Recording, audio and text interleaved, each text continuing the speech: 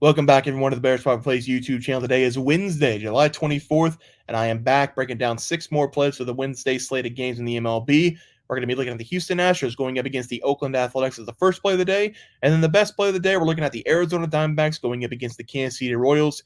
2 game picks, 4 player props today, with the 2 best player props being towards the end of the video. I hope you guys enjoy the content. Go out there today, keep your head down, get yourself past hump day, and let's get into the weekend. All right, guys, let's break down some ball. All right, let's take a look at this leaderboard from Tuesday night. No green, a lot of orange, a lot of red.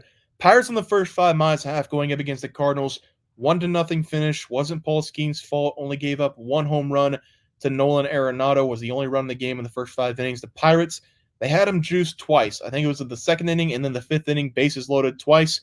1 out the first time, 2 outs the second time. Credit to Lance Lynn for getting them out of the inning both times. He did a good job getting himself out of those innings. We do take the loss there. Brian Reynolds over 1.5 bases.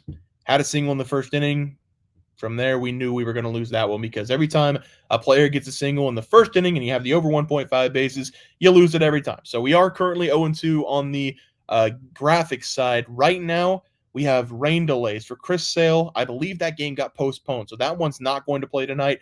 I do think the Brewers and the Cubs, they are going to play. I think it was an 8:30 p.m. Central Time, so that game's probably going to have a first pitch in about 5 minutes. So hopefully the Brewers, they do win this one going up against the Cubs. It's one of the best plays of the day. We also have Christian Yelich over 1.5 bases in that game. Jaron Duran over 2.5 bases is what I got it at this morning. There was a pitching change. If you were in the comment section, I was talking to somebody. I said, yeah, I wouldn't take him because he's going up against the lefty. I would take Tyler O'Neill. Tyler O'Neill hit a home run in his first at-bat. So hopefully somebody out there took Tyler O'Neill. Still have Jaron Duran. He does have a single in the game so far through 2 at-bats. So hopefully he can rip a double and cash that one for us as well. Let's take a quick look at the leaderboard. Nothing has changed here. No plays in, no plays out so far. So 0-0 right now. Let's take a look at the plays for Wednesday night. We're going to take a look at the Houston Astros going up against the Oakland Athletics as the first play of the day. The Astros, they've been charging over the last month, getting themselves right back in the thick of it, fighting for their division after an extremely slow start this year. And the Oakland Athletics, they continue to be one of the worst teams in baseball. But this is not going to be an easy win for the Houston Astros. If I've learned anything this season, the Oakland Athletics are as frisky as it gets, and they're going to have their best arm on the mound, in my opinion, in JP Sears. I'm going to play the under in this game. I don't think a lot of people are going to play the under in this one because of the 2 guys we have on the mound. If you take a look at the ERAs and you take a look at how these teams have been scoring a lot of runs this season, I don't think a lot of people are going to take the under. But this is a sneaky under, in my opinion. Under 8.5 runs. We're going to start with JP Sears, who I mentioned. And while he's coming in with some pretty bad numbers, I still think this is a guy who has a good arm. He's coming in with a 4.49 ERA, a 1.28 whip, but there's just something about him that I'm drawn to. And over the last several games, he's been good for the Athletics, going up against the Angels twice and the Red Sox, giving up only 3 runs in those 3 games combined. He does have good pitching in him. I've seen it this season, but unfortunately, we don't see a whole lot of it. Before this stretch of 3 games, he gave up 3+ runs in 5 of the last 6, and that's why I don't think people are going to take the under in this game. But I will say, if JP Sears, if he finds a way to keep the ball in the ballpark in this game and he doesn't give up a home run, he is going to give the Athletics 6 innings of work, allowing 1 run or less in this game. We have already seen him go up against the Houston Astros this season. Right before the month of June, he went 6 innings. He only gave up 2 hits, 0 earned runs in that game. I believe in JP Sears. I think he's going to have a good start going up against the Astros, who have been red hot recently. And on the other side, it's going to be Hunter Brown. And besides one really bizarre start against the Twins 3 games ago, he has been the ace for the Houston Astros over the last month and a half.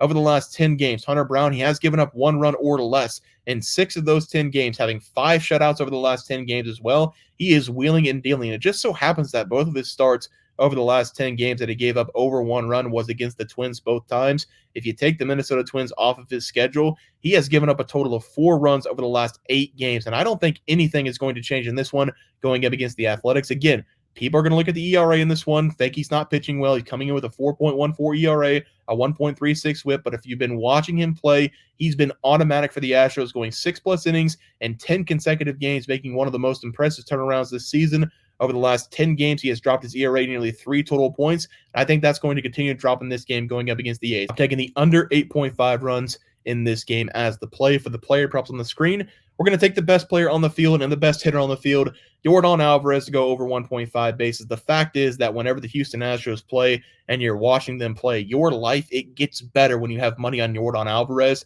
He has been very good for them all season long. He's coming in with a 301 batting average, and this is going to be a right-on-left matchup. If you're looking for power out of Alvarez, this is the game to take him for power. He has 15 home runs, 14 doubles against the right side this season, 29 extra base hits in total, and he's still hitting 275 against right-handed pitching. I like the power to continue in this one. Give me his over 1.5 bases as the play here. For the best play of the day, we're going to be looking at the Arizona Diamondbacks going up against my Kansas City Royals. I think it was the first game of the series.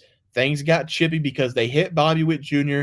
in the fourth at-bat. He was hitting for the cycle. He only needed a single. The Diamondbacks were also getting dominated in that game. They were down by, I think it was 6 or 7 runs, and it was very intentional. Whenever they threw at Bobby Witt Jr., they meant to hit him. That's been the best player over the last couple weeks of baseball. The guy is absolutely insane right now. He has 13 hits over the last 16 at-bats, and the only reason I'm not taking him on this channel to have over 1.5 bases is I don't want to jinx him. So clearly things have gotten heated a little bit. We almost had a benches cleared fight in the last game, and the captain, Salvador Perez, he had his back. He had a few choice words as well for the D-backs. So I think this game's going to be a little bit chippy, and I think that favors the Kansas City Royals. Typically, I don't like taking one of my favorite teams in the Royals on this channel, but I'm going to do just that today. I'm going to take them on the money line as the play. I'm not sure how the game is going to pan out on Tuesday night, but right now, the D-backs, they've got the bases loaded, nobody out in the first inning, so I'm kind of hoping that the Royals lose tonight and then bounce back tomorrow. We are going to have the perfect guy on the mound to have a bounce-back game in Michael Wacha, who I haven't had a chance to talk about a lot this season, but he has been having a great year. He's coming in with a 3.55 ERA and a 1.20 whip, and over the last 3 seasons, this has been maybe the most consistent guy on the mound for any team. If you're looking for a player to go out there and give you 2 runs or less every game while giving you 6 innings, this is the guy you need to look at. His numbers in 2022, 3.32 ERA, 1.12 whip. 2023, 3.22 ERA, 1.16 whip. Now this season, 3.55 ERA, 1.20 whip. Mr. Consistency is what he is, giving up 2 runs or less in 9 of the last 10 games that he's been in. I'm going to trust him in this game going up against the Diamondbacks, and I do think the Royals, they're getting a friendly matchup on the mound as well, and Ray Nelson. He's been decent this season with the Diamondbacks, but he's coming in with a 4.78 ERA, a 1.39 whip, and he has been the exact opposite of consistency. He mixes in some good games, giving up 1 run or less, but he does have a lot of bad games in there where he's given up 3+ runs, and he's done that in 5 of the last 10 games that he's been in. Some of the bad starts over the last 10 games, he gave up 4+ runs to the Rangers, Padres, and Twins. Then he gave up 3 runs a couple starts to go to the Blue Jays. He's also been consistently giving up 5+ hits over the last 10 games. With the way the Royals have been playing after the All-Star break, they should be able to put a lot of runs in this game. I'm going to take the Royals here at home on the money line as the best play of the day. For the player props on the screen, I'm taking the captain, Salvador Perez, over 1.5 bases. I talked about Nelson a little bit. He's giving up too many hits this season, and he has been giving up a lot of hits over the last 10 games. This is a good spot for Salvi to get himself another home run on the board, I think. The numbers for him against right-handed pitching, they have been very good this season, coming in with a 276 batting average, 15 home runs, 13 doubles against righties. And we talk about Alvarez. Yordan Alvarez is one of the best players in baseball. Nobody's really talking about Salvador Perez. His numbers are very good this season. They're very similar to right-handed hitting for Yordan Alvarez. I also like that this series is a little bit chippy. I already talked about that. I think that gives the Royals a big advantage. I think that gives Salvador Perez a big advantage. He's a chippy guy himself. I think the captain's going to have another great game here as this series winds down. Give me the over 1.5 bases as the play there. For the best player props tonight, we've got 2 great plays. This might be my favorite play since the All-Star break. We're going to start with Jerickson Provar of the San Diego Padres, go over 1.5 bases. I love this play, and it's going to suck because it's going up against one of my favorite teams. Well, let's not kid ourselves. This is my favorite team. Don't get my words twisted. This is my favorite team, the Washington Nationals. It's going to hurt to watch Profar dominate Mitchell Parker all night long. Mitchell Parker, he's had his ups and downs this season. I do think it's a long-term future for this kid. He's going to be in the rotation whenever I'm in my 30s. That's the plan for him. I really hope it works out because I do think he's going to be good in the future. But for right now, he's been getting beaten up a little bit. He's coming into this game going two-thirds of an inning against the Brewers. Let me say it again. He didn't go 1 inning. He went 2/3 of an inning against the Brewers in the last game, giving up 3 hits, 2 walks, and 5 runs. That brings his ERA to 3.90 on the season, which is still not bad for a rookie with a 5-5 record. He's shown a lot of potential this year, but Profar in this game has every single advantage. And we're going to start with the batting average against left-handed pitching. It's 343 on the year. Next, if you take a look at Baseball Savant, all these numbers are free to the public. He's hitting the fastball as well as anybody in the league this season, 278 with a +6 run value, and that is the pitch that Mitchell Parker throws 50% of the time. If you take a look at the split finger, which he throws 17% of the time, he's hitting at 350 with a run value of +4, and he does hit the curveball very well as well, hitting the curveball 270 on the season with a +2 run value, and there's just simply not a pitch that Mitchell Parker has that he can throw at him that he can't hit. I don't like this play. I love this play. Might be my favorite play since the All-Star break. Give me Profar here over 1.5 bases as the best batting prop of the day. For the pitching prop, this one took me a while to find because there's a lot of good pitchers on the mound, a lot of good matchups out there. I definitely didn't want to take a day game because I can't watch those games, and I usually don't win them anyway. So I finally landed on Luis Castillo of the Mariners to go under 2.5 runs against the Angels.